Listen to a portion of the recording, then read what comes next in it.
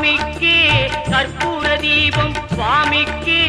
ஐயப்பன்மார்களும் கூறிக்கொண்டு ஐயனை நாடி சென்றிடுவார் சபரிமலைக்கு சென்றிடுவார்